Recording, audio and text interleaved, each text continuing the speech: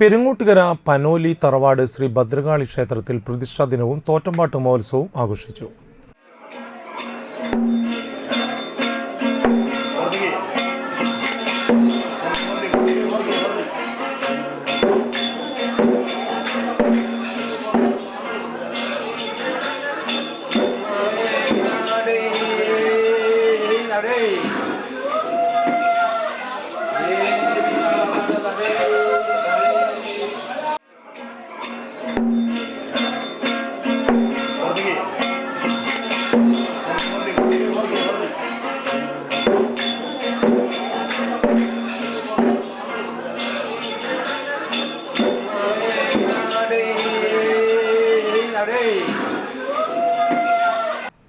രാവിലെ നട തുറക്കൽ, ഗണപതി ഹോമം, ഉഷപൂജ, കലശപൂജ, നവകം, കലശാഭിഷേകം, ഉച്ചപൂജ എന്നിവ നടന്നു.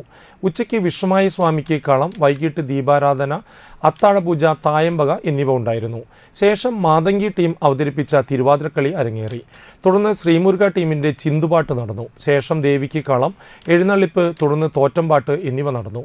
ക്ഷേത്രം കമ്മിറ്റി ഭാരവാഹികളായ പ്രസിഡന്റ് സോമൻ, സെക്രട്ടറി ബാലൻ എന്നിവർ നേതൃത്വം നൽകി.